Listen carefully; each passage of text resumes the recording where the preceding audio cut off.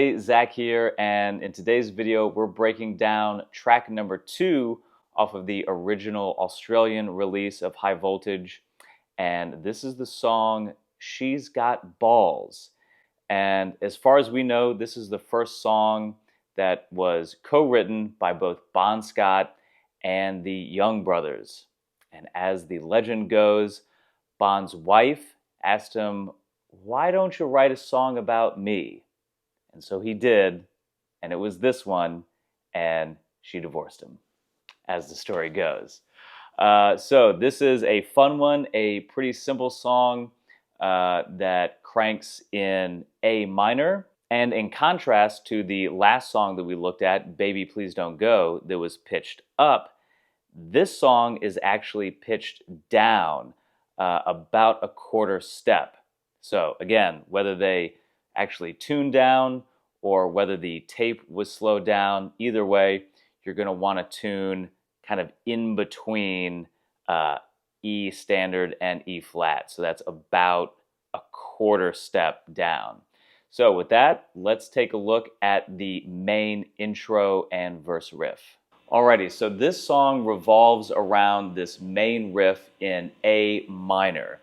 So what you're going to be doing here to start is anticipating the downbeat with a kind of a hammer-on from this G note to this A note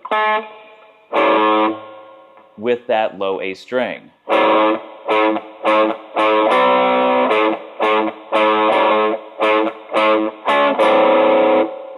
And that's the gist of it.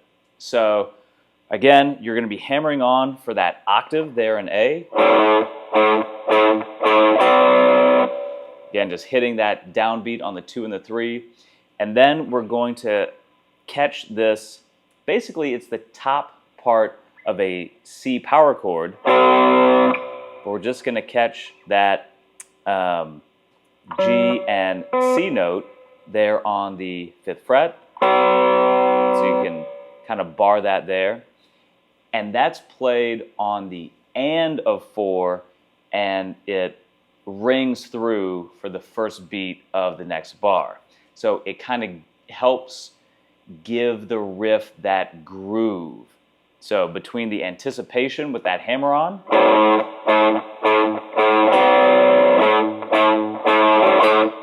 and that kind of elongated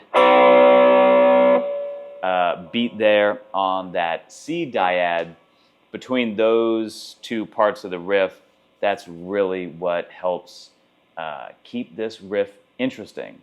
So the only other move really in this riff is the D to C.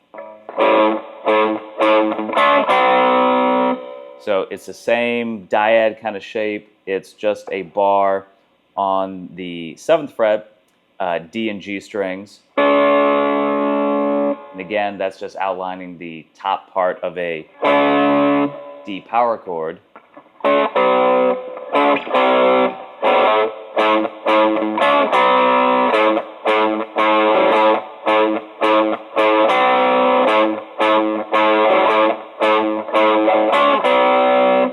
Okay, so it's got that tag with the C and the tag with the D to C. All right.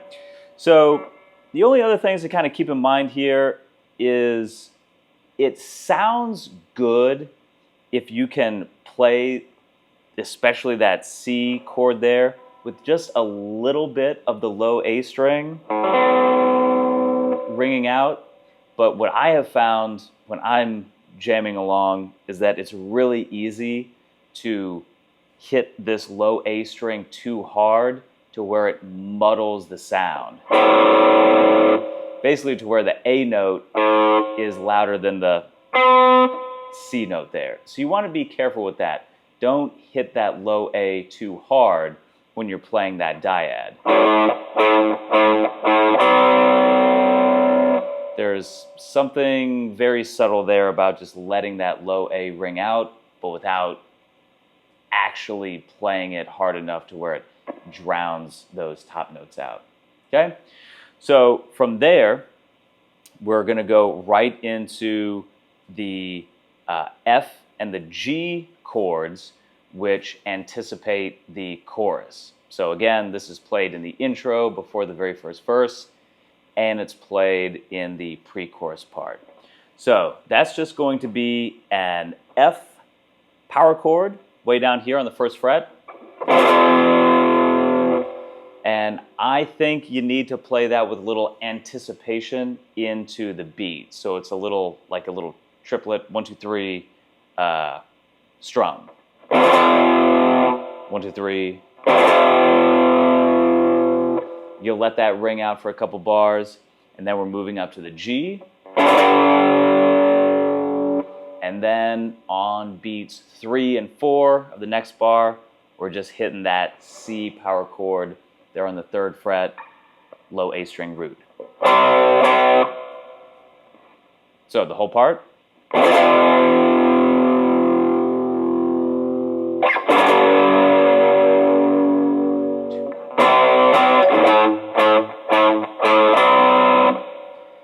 Now for the G, my ear hears a B note in there somewhere.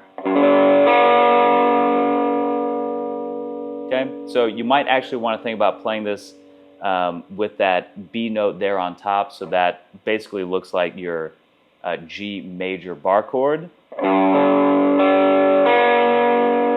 which is just that 4th fret G string there. My guess is that one of the guitars might be playing that, probably not both. And then again, we're just hitting that C power chord for on the beat 2 times. Then we go right back into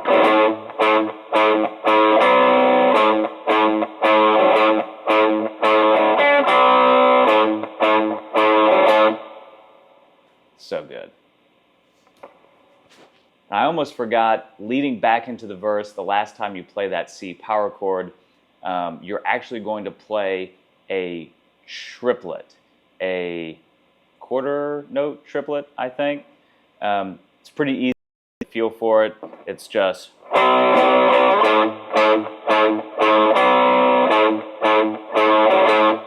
so again. All right, so now let's take a look at the guitar solo. So Malcolm is going to be laying down the verse riff underneath, at least for the first part of the solo, and Angus comes in with a little, just kind of pivoting off that low A string to that A octave there. And then we come down to a little pull-off lick that I think is from the C to the A to the open here on the G string. He basically flicks that off twice and then lands on that A note with a really hard vibrato. And he really, I think he really hits that vibrato kind of so wide that it kind of sounds a little out of tune. So it kind of adds a dissonance there. Okay? So those are the first kind of 2 licks of the solo. And then he comes up to this bend that is, at least for me, a little tricky, I think, to get it just in tune. But you're going to be bending the G and B strings on the 7th fret. And I think you're basically bending the G string up a whole step and the B string up a half step. But if you just yank on it hard enough, it'll work. That's what she said. So I think it's 3 hits and like a release and a bend back up. And then for the next lick, we're coming up to the 10th position. We're going to bend the C note on the B string up a whole step and then pull it off to the A note. Now this is where both Malcolm and Angus crank it up a notch. So for the rhythm part, Malcolm is going to be tagging each go through of the riff with a C to D power chord.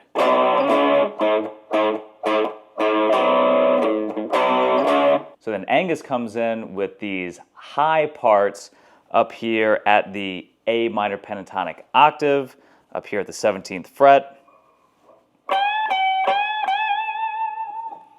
So basically just bending from the 7th up to the root.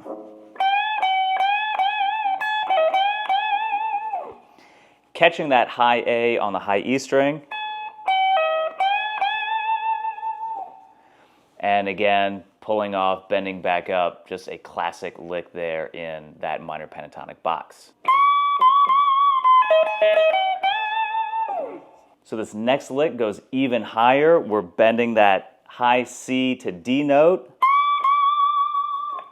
And we're basically pulling off and then pivoting off the top 2 strings on the 17th fret.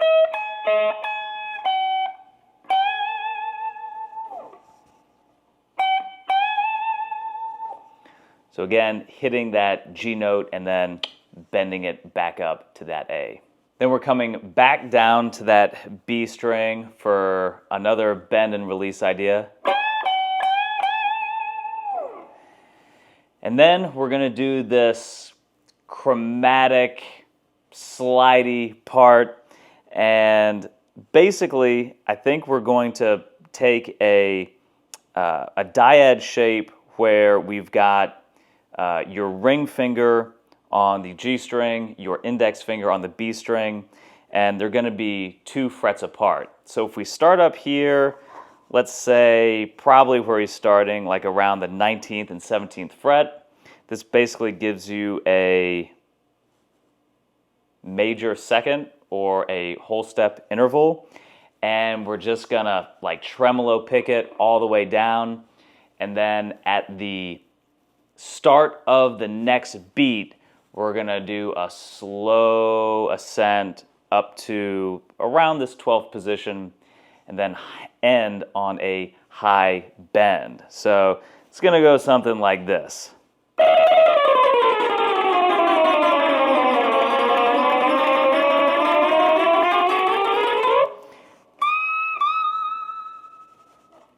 So he's coming all the way up here to your, 22nd fret?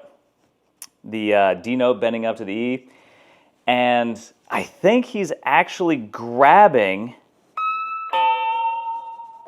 and if you listen, I think he's actually grabbing I believe that would be, the A note on the B string at the top of that bend. So it's kind of like you bend that high E up, and then see if you can snag that A note on that B string, and that's the tone that you hear that generates that feedback that blends out into the end of that solo. Now, the only other main rhythm part in the song that happens in the breakdown after the solo is basically, I believe Angus just plays the A octave and the C dyad.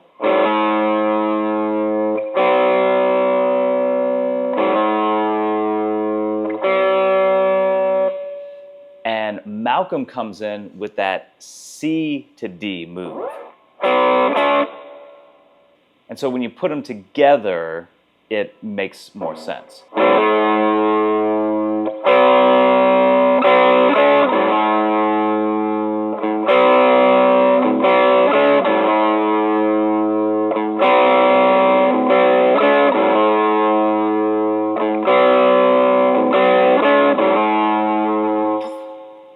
So now we come to the final chorus and the outro guitar solo.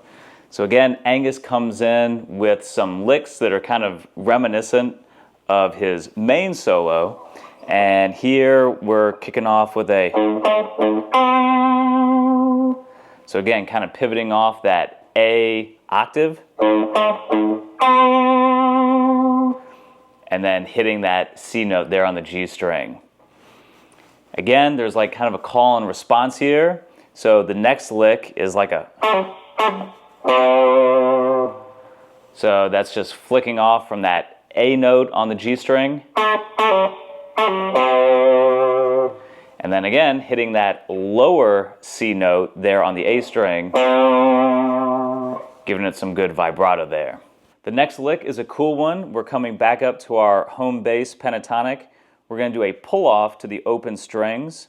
So here we're going to hit this high C note to the A note and then pull off to E. Doing the same thing on the B string and then bending that G up to the A. So it's a quick succession.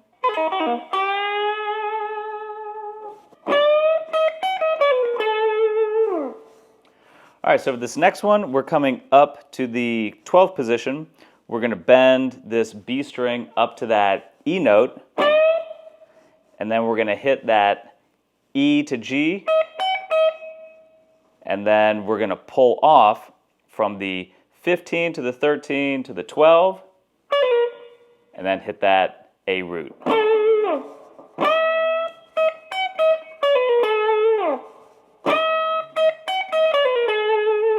So then this next lick is a bit of a variation on that. We're going to bend this G up to an A here on the high E string, and we're just going to give it a quick bend and release.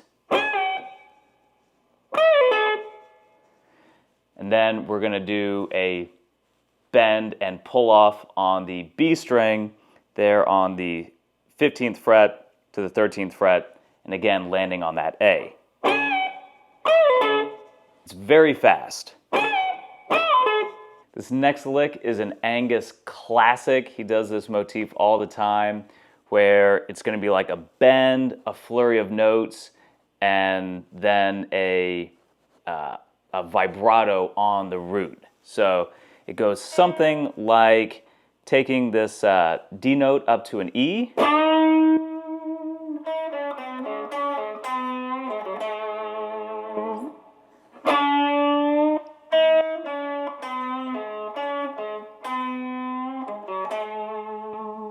so it's a lot of kind of pivoting off of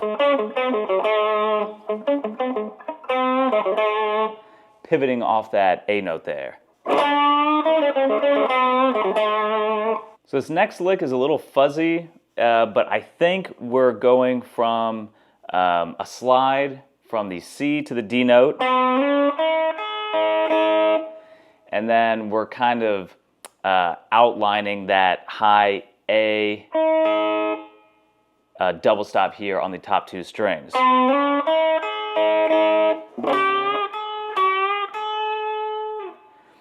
And we're basically bending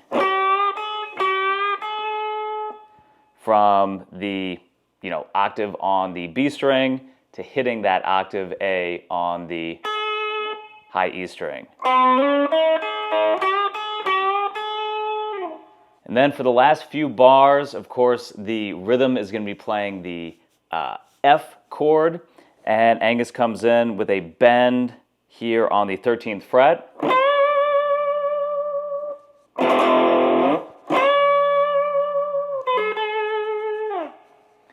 And pulls off to that A. For the G, we're going to come all the way back up to that high pentatonic position. And the outro just walks down the A minor pentatonic. So starting from that A note,